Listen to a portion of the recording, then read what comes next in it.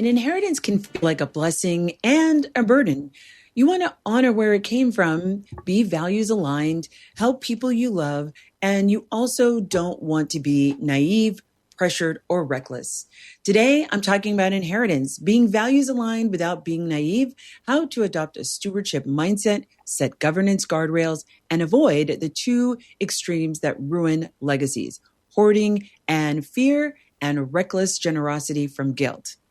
Don't forget, you can download the Inheritance Guardrails Toolkit on my website, and you can watch this episode on YouTube. Now, let's make a plan.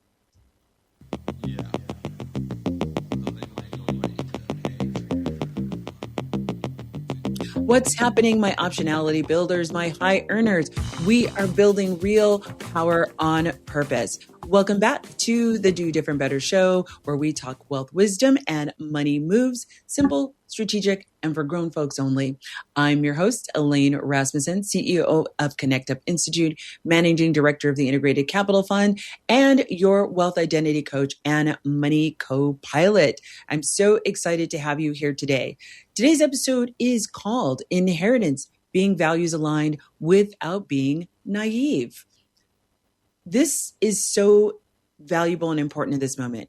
We are currently experiencing what's being called the Great Wealth Transfer. The Great Wealth Transfer is the historic intergenerational transfer of an estimated $84 to $124 trillion in assets, primarily from baby boomers to younger generations like Gen Xers, Millennials, and Gen Zers in the United States through 2048. It is considered the largest transfer of assets in history, with roughly $1 trillion per year shifting by 2032. That represents a lot of inheritance. And discussing inheritance is one of those conversations people need but don't often know how to have. But because inheritance can come with money, yes, but it also comes with emotional weight that no one really talks about it. I had a guest on my show last year who talked about his emotional journey with his inheritance, particularly because his inheritance came with the passing of his mother. So as you can imagine, it comes with grief. It can also come with a number of family dynamics. One of my favorite shows on Netflix is, if you've ever caught it, The Gentleman, and the first episode of the television series is when the younger son inherits what is traditionally been the inheritance of the oldest son, which is the land, the castle that they're living in. That's a very strong dynamic. And if you've ever seen it, the brother has a very, very visceral reaction to hearing the news that his brother is inheriting the family home. But it also, for the other person, comes with a lot of guilt, right? And it comes with confusion of, why me? I didn't do anything to get this money or get this wealth. And for some people, it comes with pressure so big that they either freeze or they start making emotional decisions too quickly without any framing. So let me say this right up front. An inheritance can feel like a blessing and a burden at the same time. You can be grateful and still feel overwhelmed. You can be values aligned and still feel scared. You can want to do right by the money and still not know exactly where to begin or how. I want to say this, that is normal, completely normal. And this episode is about helping you move from emotion-driven reaction to what I like to call stewardship.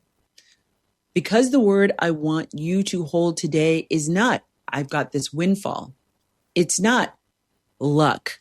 It's not even opportunity, though it can be that as well. But the word I want you to think about and adopt is stewardship. So let's talk about what that actually means. Stewardship means this money has a job. I know I've said this a lot. Money has a job. Has a purpose. And guess what? You have free will. You get to decide what that purpose is. It's not something that happens to you. It has a purpose.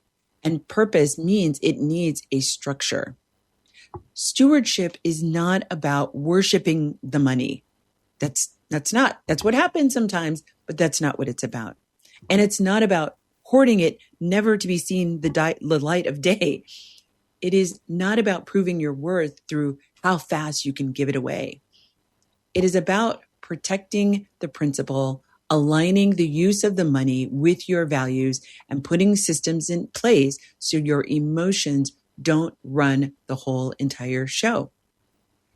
A steward asks, what is this money for? What is my responsibility to it? What needs to be protected first? What decisions should happen slowly and not emotionally? How do I honor both the source of this money and the future it came with? And for some, it's really important to understand where it came from, right? How was this money made? Was this money produced at the harm of someone else? These are all questions that I encourage you to grapple with before you even start making decisions on what to do with the money. Understand some of these back-ended things or under the surface things that have to do with the money. And that is a very different mindset from, I have money now, so I need to do something big with it immediately, right? That's kind of what we see on the gram or we see in television shows, right? I want to be especially clear about this. Values aligned does not mean loosey-goosey. And I have a whole episode that's all about values aligned investing, right? Generous does not mean unguarded. And purposeful does not mean being impulsive. Now, I want to name two extremes people often swing between when inheritance shows up. And those two extremes are hoarding versus being reckless, having reckless generosity. So the first extreme is hoarding the money. I have been guilty of this, I promise you. And hoarding sounds like, I'm not touching any of it. Or I'm too scared to do the wrong thing. Or I just needed to sit there so that I can feel safe, right? What if I mess this up? What if I need all of it later? Now, on one level, caution makes 100% sense. That's no one's telling you that you shouldn't be cautious. But hoarding is often based in fear dressed up as prudence. It can make you from making any thoughtful decisions at all instead of spending it all, which is the second extreme, reckless generosity. And here might be some of the things that you might be thinking or you've experienced where that is reflected. I should help everybody. I shouldn't keep this money for myself. This could solve so many problems. I need to make something meaningful happen right now. Or I don't want people to think I've changed. And we can convince ourselves that we're being noble because it sounds noble. But if it's happening without a structure or without time or without guardrails, it's not stewardship. It's emotional spending. Now, why do people swing between these two different extremes? Because inheritance is rarely about money. The money is just the thing. It's just the tool. It's just the thing. It's about meaning. And for some people, inheritance, even the word triggers scarcity. I can't lose this. I may never have it again because an inheritance usually comes one time and often at the result of something bad happening, right? A death, some other kinds of incidents. But for others, it triggers guilt. You might think, I didn't earn this in the same way. I should share it. I shouldn't have it. I should use it for other people. For others, it triggers an identity conflict. What does it mean about me if I keep it when I didn't earn it? What does it mean about me if I spend it? What does it mean about me if I invest it and make more money off of this money that I didn't earn? And for some people, especially if this wealth is entering a family system with strong expectations, the money becomes a symbol. It becomes this emotional territory or emotional chess piece on a family dynamic chessboard. And that's why you need more than just good intentions. You actually need governance. But before we get there, I want to make one thing 100% plain, right? And that is that being values aligned means something. And here's what it means. It means that your money decisions reflect what matters to you. Your giving reflects intention and not guilt. Your investing reflects your goals, not hype. And your structure protects what is meant to endure. Being naive means you have no guardrails, you have no timeline, you have no decision rules, you have no governance. You're not differentiating between a good idea and an emotionally compelling request. Now, here's the line I want you to remember. If it's not protected, it's not stewardship. It's just spending. No different than clicking on those cart items on your latest website, right? Shopping website. And that is not protection. And that protection is not selfish. It is not cold. It is how you make the values sustainable. Now, I want to lightly tie this into your broader framework language because this actually matters. So we're going to tie this back into wealth capacity and with inheritance. So an inheritance often increases your wealth capacity challenge before it increases your peace, because more money creates more complexity, right? It creates more decisions. It creates more requests. It creates more pressure. It creates more certainty and creates more fear of making a mistake, but also more internal debate and frustration within yourself and insecurity, right? So the answer is not just trust yourself and wing it. The answer is going to be creating structure. And that structure is what you're going to build in this episode. So I hope if you are anticipating an inheritance, and if you don't know, you're like, you know what, Elaine, I don't know if I'm going to get an inheritance. Ask the question. Please, please, please. I put something on Instagram about an incident that I had recently. I was sitting at dinner and happened to start a casual conversation with the table next to us. And once the woman learned about what I did, she was sharing about what she was going to be doing with some of her assets when she died, and that she hadn't told her son, who ironically was sitting at the table, that she was planning on giving her condo away.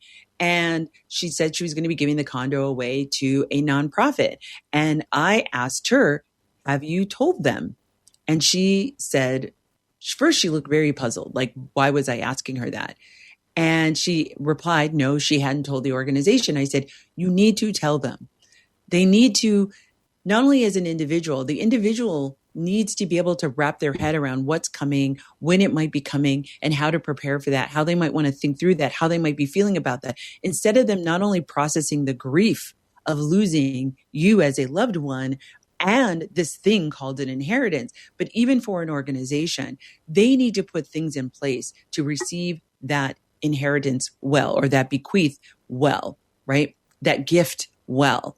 And oftentimes people think that they're being stoic by not telling the people that they're inheriting. And I want, if you are the person who is like going to provide an inheritance, please, please, please, I implore you to tell the people that they're getting an inheritance. You don't have to tell them how much, although I would encourage you to do that, but I get it. But at least let them know so they can start processing those feelings instead of trying to process those feelings and thoughts while also grieving for the loss of their loved one. But also if you're on the inheritor side, you have family members who are aging, ask them, hey, are you planning to do an inheritance? You're not necessarily asking for yourself, although you are asking for yourself, but say, hey, am I being considered? I would just like to know so that I can start to think about constructively how I might want to approach managing the inheritance. You might be surprised what their response might be. Now, they might be offended. I come from a family where nobody talks about money. But again, if it's something that you feel that you have an anxiety around, I encourage you to settle that anxiety by at least asking the question, right? So coming up in the next segment, I'm going to be talking about governance basics. These are simple, human, non-corporate governance that you are going to be implementing. The kind that helps you protect both the money and your relationships, because governance is not about just mistrust. Governance is about creating clarity, not only for you, but for those around you. And then coming up after that, I'm going to be talking about the 90-day inheritance plan. So you know exactly how to move from protect to decide to deploying. So I will see you after the break.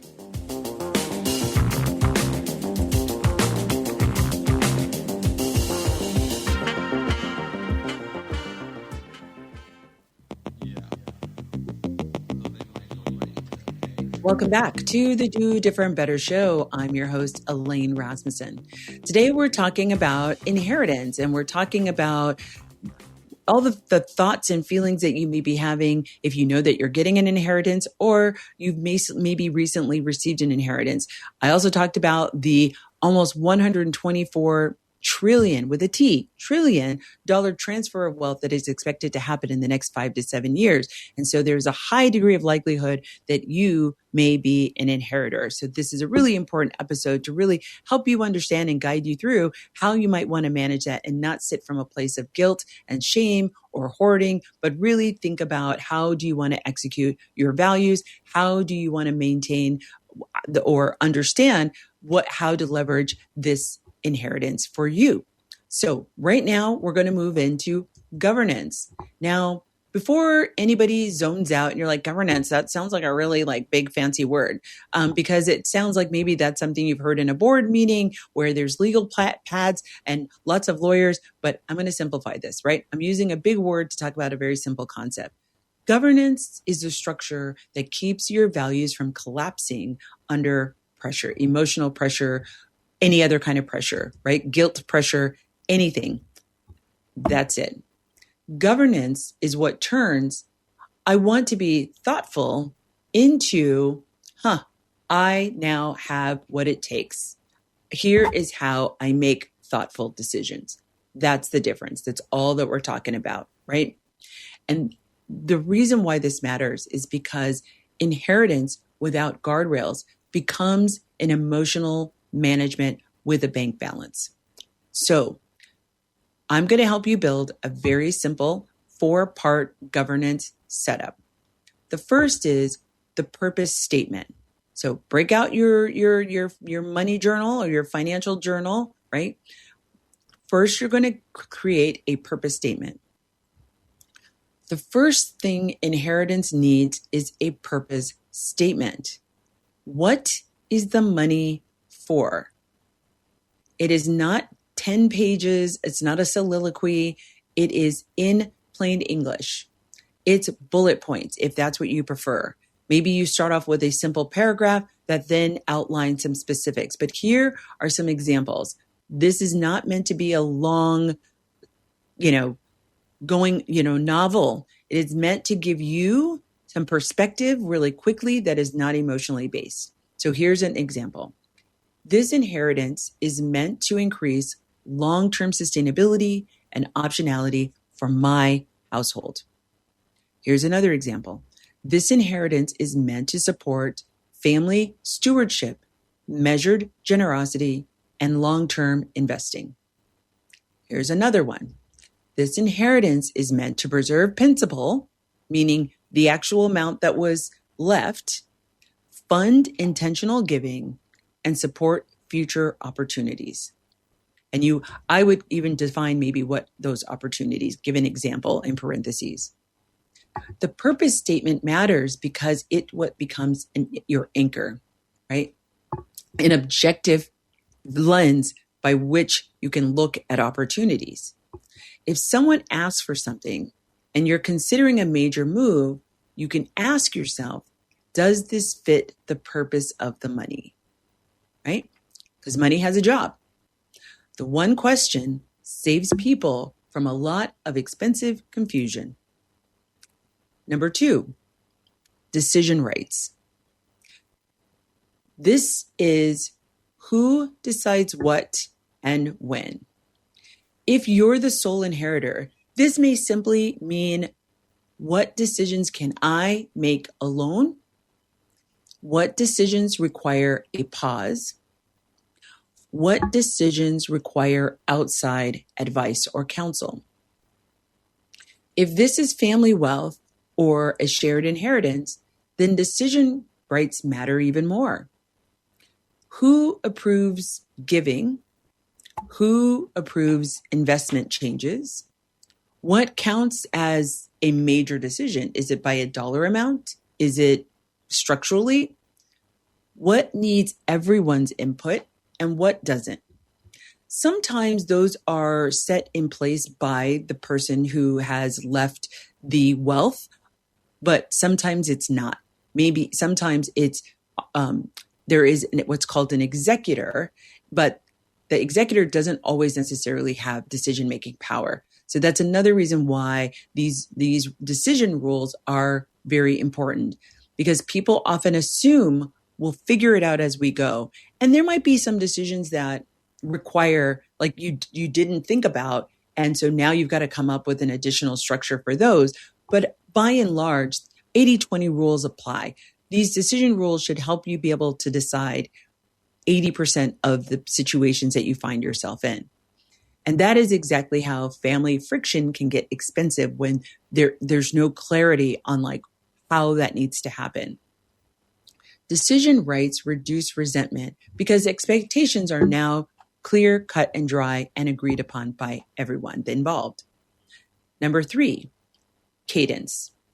Cadence means that you do not make every decision in real time.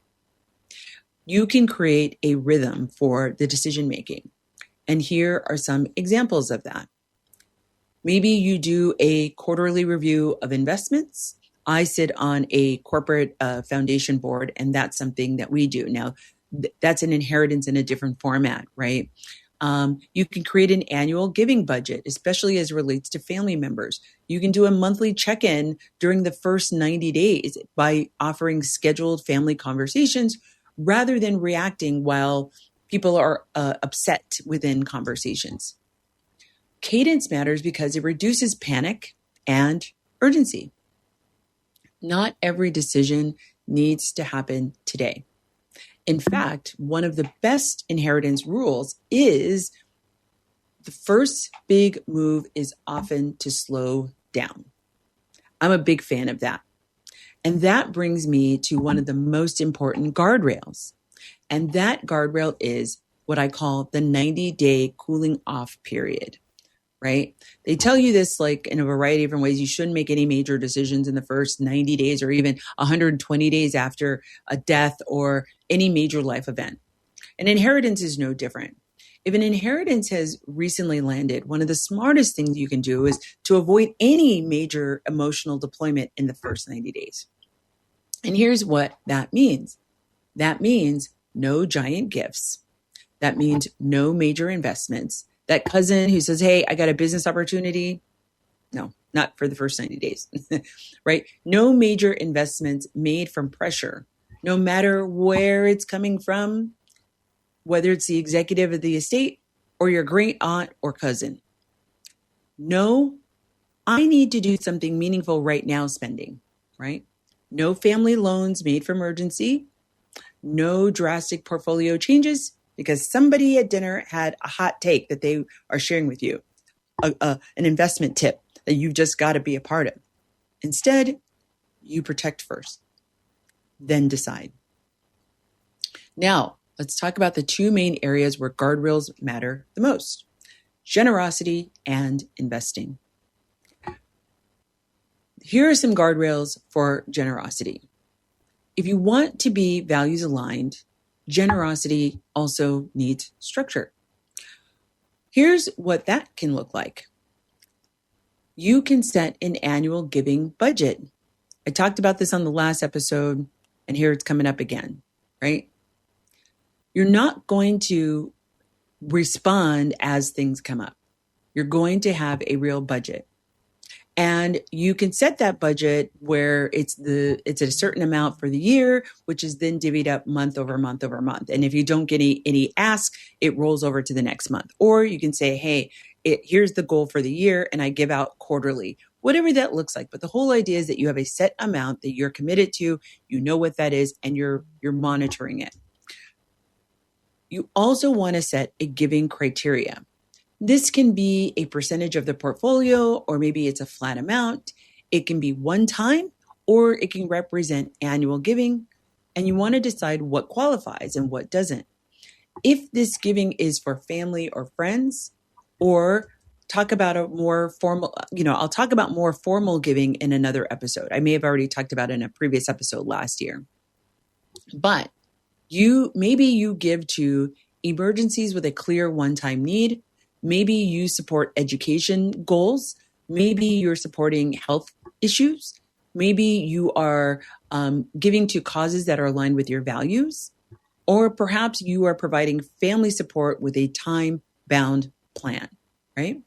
And we also talked about that in the previous episode. But you're supporting the outcome and not the habit. And this was what that means. That means you pay the vendor directly when that's appropriate or available. You perhaps help with a one-time bridge that's not ongoing lifestyle funding. You're not funding somebody else's baseline, right? Maybe you're providing matching funds of like, hey, if you put in half, I'll put in half, right? I did that with my son growing up when he wanted, it was the new Xbox when that came out. And I told my son, if you raise half the money, I don't care what that looks like. Maybe you're working, maybe you're doing chores around the house, whatever the case may be. Is you raise them half of the money, I will give you the other half, right? But you can also just support with a plan, not indefinite freelancing from your balance, from your account, right? But I also want you to watch for some of the red flags, right?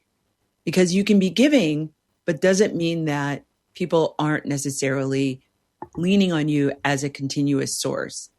So you want to be looking for repeated emergencies, and there's no change in behavior or no change in their structure to help them move to a place of more security or more stability. Perhaps it's an unclear use of funds. They're being cagey about what they actually need the funds for. And as you ask more questions, they're getting more defensive.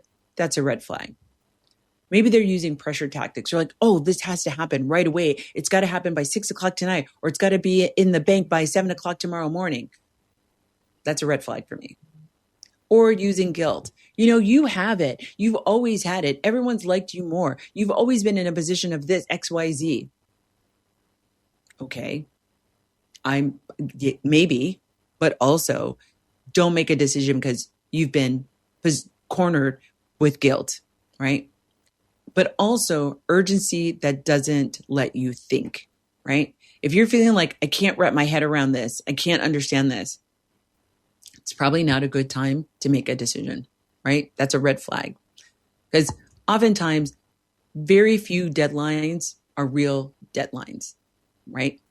A lot of deadlines are perceived deadlines, but we use them so that we can move a certain behavior. That's really the purpose of a lot of deadlines. So is that really the deadline? I can't take 48 hours to think about this. That would be a red flag. Again, being values aligned does not mean that you have no boundaries. Now I want to switch to the guardrails for investing. An inheritance can create a lot of anxiety here because people feel like every move has to be 100% perfect. And I'm here to tell you it does not. It does need to be thoughtful. So I'm going to give you some guardrails to help you. The first guardrail is separate your buckets. Not all money should do the same thing. I talked about this in the beginning of the year. Set up the different jobs that you want money to work to do. Money is a tool. It should have a job. Just like a hammer hammers nails and pulls out nails, a screwdriver screws in nails and unscrews nails. Money is a tool and has purposes. It has jobs that it can do, but you get to exercise what those jobs are.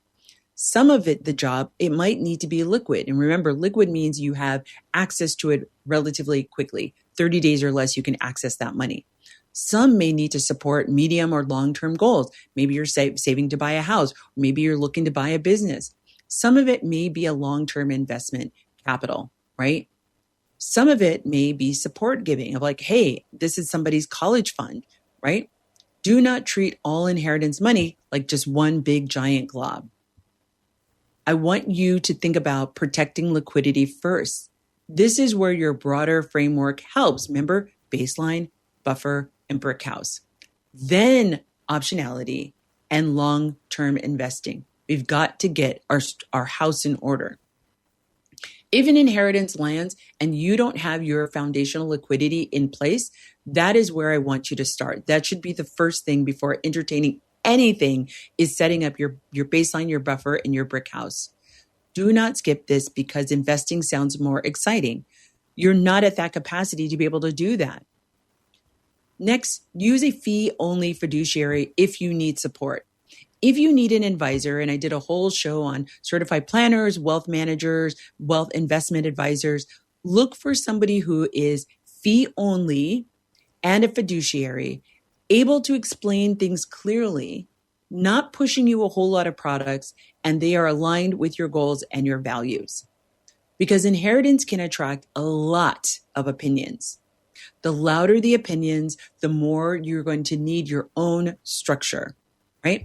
But also make sure that you like this person. This is somebody who's advising you on one of the more intimate things in your life and one of the things that's more pervasive in your life, which is your money. So if you don't like, if you find that you're talking with somebody and you don't particularly like them, they're not the right person. Find somebody that you like, that talks to you, that doesn't talk down to you, that's not condescending, that's not patronizing, that isn't chauvinistic.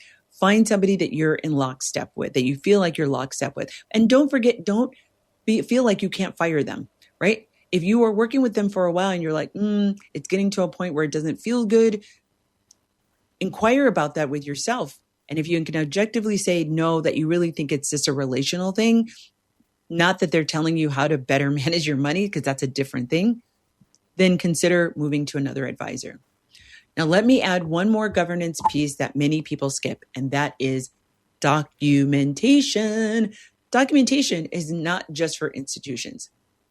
It's for peace of mind, okay? This can be simple. This can look like it's a purpose statement, it's a giving policy, and it's a decision rule list, as well as an account map and key advisor contacts and notes on what the money is intended to do. Right? If you have all of this documented, you reduce decision fatigue, family confusion, and your own future mission or investment drift. Now, coming up, we're going to turn all of this into a 90-day inheritance plan.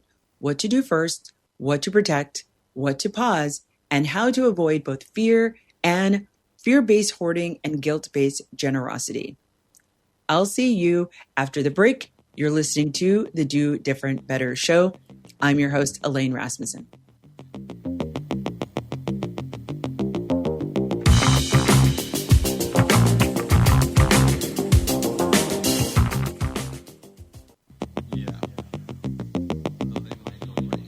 Welcome back to the Do Different Better show. I'm your host, Elaine Rasmussen. Today, we've been talking about inheritance and what that means and how to be values aligned versus naive. Now we're moving into the finish line. This is the action segment. So if you're driving, if you're taking a walk and you're listening to this, I want you to bookmark this, come back to it, because this is where you're going to put pen to paper. Because if an inheritance lands, the goal is not to do something impressive. The goal is to protect, decide, then deploy. But not all at once. In order, here is my 3-phase process. Phase number 1, these are going to be days 1 through 7, right? This is your protect phase. This is where you do all the boring, grown-up things that keep you from making expensive mistakes later on. So here's what that includes. That includes planning the fund, placing the funds in a safe, appropriate holding account. They may already be in one, but it may be in someone else's name. So you want to transfer that into an account that you hold. You might be on the account maybe or transferred, but if it is an account that you can just transfer into your name, that is fine as well. But the whole idea is that you're putting that money into an appropriate holding account. If you're not sure where or how to do this, a certified financial planner or wealth advisor, the one that you choose will depend on the size of the inheritance or your financial needs. And I've done a whole episode on that. Getting a professional could be really helpful. You may have inherited one with the inheritance. So that's also something to look at. You're also going to confirm the account titles and the type of access, meaning not only how you access it, when you can access it, how frequently you can access it. That is super, super important. And what does it take? Does it take you and another person to access it? That's also important. You're going to gather the estate documents, the tax information, contacts, and the account details. And you're building what I'll call is your inheritance packet. Okay? That's what you're going to do in the first 7 days. The inheritance packet is going to include account information, estate documents. It's going to be contact information for the attorney or accountant or advisors that are involved. It's going to be all of your tax notes. It's going to be the beneficiary information and a first draft of your purpose statement. Now, here's the important rule in this phase. Protection comes from interpretation. In other words, don't spend the first week trying to answer every existential question you might be feeling or that is being asked of you. Protect the money first, okay? Phase 2, this is days 8 through 30, right? This phase is decision-making, not deployment. We're not moving any money. In this phase, this is where you're going to clarify, what is the money for? What portion needs to protect my baseline, my buffer, and my brick house? What portion is for medium-term goals? What portion, if any, is available for giving? What boundaries do I need before the asks start coming? This is where you want to write your guardrails. So here are some examples that you can consider. And again, I don't encourage you to do all of these all at the same time, but maybe one or two. No major gifts or loans in the first 90 days. If it's recurring, it needs a policy line item. If I feel guilt, urgency, I wait 24 hours. If it threatens my baseline or buffer, it's a no. I do not fund patterns. I do not co-sign. I do not make portfolio changes based on family pressure or social media content. That list, that's not rigidity. That's stewardship. And if you need support during this phase, this is a good time to interview a fee-only fiduciary advisor or talk to a tax professional if that is relevant or meaningful. Phase 3, that is days 31 to 90. Now is when you get to deployment. And let me be clear, you don't have to deploy, okay? But if you're going to deploy, this is where it can show up. And deployment does not mean spend. It means assign. This is where you allocate based on purpose. You might assign a portion to strengthen your buffer and brick house. You might assign a portion to your flex fund for optionality cash. You might assign a portion to long-term investing. You might assign a portion to medium-term goals. Maybe there's a big vacation you've been wanting to take. Maybe there's a workshop that you wanted to do or a certification you wanted to get you advancement in your job. You can assign a portion to a structured giving pool. Maybe it's a donor advised fund. Maybe you're going to give out money to your kids, to your cousins, to other family members. The key is that deployment follows policy. Again, you are assigning, you're not necessarily giving the money out. That may happen, but I just want to make that distinction. And this is not pressure. This is not guilt. And this is not fear. It is policy. It is guiding objectively how you're going to manage this money. Now, I want to make this practical with a few decision rules that can help you avoid the two extremes. And there are 5 of them. So I'm going to get through these. And once again, pick what you feel resonates with you the most. Rule number 1, no major gifts or loans in the first 90 days. This protects you from emotional urgency. Rule number 2, if it's recurring, it needs a policy line item, right? Recurring support is not a one-time exception. It's a real obligation, so I need you to treat it like such. Rule number 3, if I feel guilt or urgency, I will wait 24 hours. 24, 48, 36, 72, a week, whatever that number is, it's whatever you feel comfortable with. You do not know an instant access to your nervous system. Right? Rule number 4, if it threatens my baseline or my buffer or my brick house, it's an unequivocal no. Period. That's it. You cannot be values aligned if your values bankrupt your stability. And rule number 5, I do not fund patterns. I can support outcomes. I do not fund repetition without responsibility. And we all have that one family member. They just keep coming back. They can't seem to get their stuff together. Now, let's talk about family expectations because they often show up and they show up fast, especially when you've now taken on money. You do not know anyone the details of your inheritance. Let me say that one more time. You do not owe anyone the details. You can be transparent enough to be respectful without being fully exposed. Here's some useful language that you can use to be able to talk about that. I'm taking time to make a thoughtful plan. Simple, easy, non-negotiable, doesn't require anything extra. Here's another one.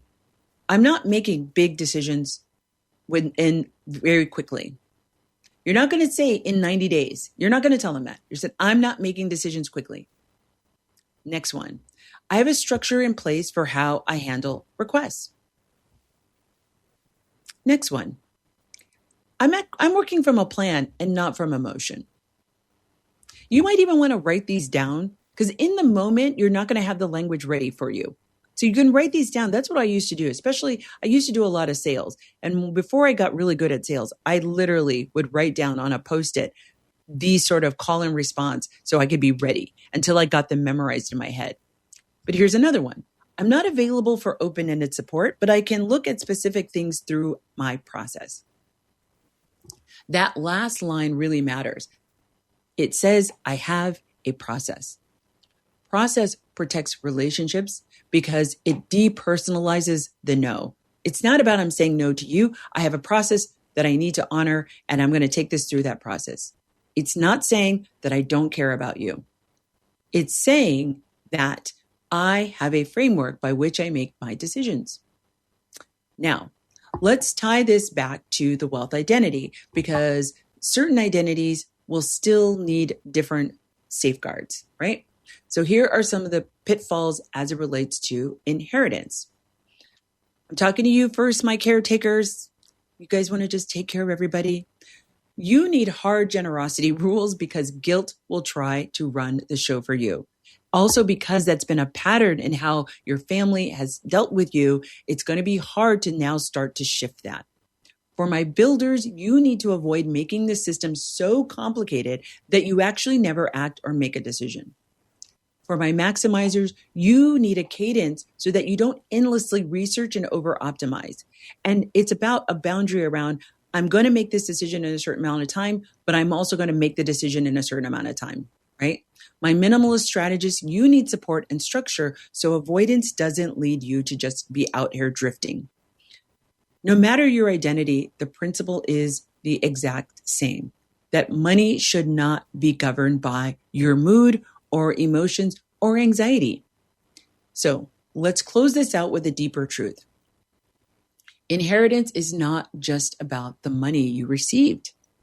It's about what you do next. It's about whether this becomes a short burst of activity or a long-term tool for stability, optionality, and meaning. It's about whether generosity is sustainable. It's about whether impact is protected. It's about whether grief, gratitude, and values can coexist with structure. And I'm here to tell you, yes, they can. So here's your next step. I want you to go to the website. I want you to bookmark this episode. You can go to the website. You can download the Inheritance Guard Rules Toolkit. I want you to go and talk to someone in your family if you're expecting to get an inheritance. And I want you to start first with drafting your purpose statement. If you have even an inkling that you might be receiving inheritance, start now. Don't wait till you get the inheritance, especially if they're not telling you, they won't answer your question of whether you're getting an inheritance. You can still work on this now. You don't have to wait. Work on your purpose statement. Start defining your policies. Set your first round of decision rules. And here's another way to practice this. Maybe you get a bonus every year. Use your bonus as an opportunity to practice what you would do with an inheritance. It's a great opportunity because it's a windfall that comes. So again, you can check us out on YouTube, watch me on YouTube, but you can also listen to the show every Sunday on AM 950. But I want you to remember the goal is not just to receive money. The goal is to steward it well. And I want you to turn money into meaning and protect what you have received. I will see you next time when I help you do different better.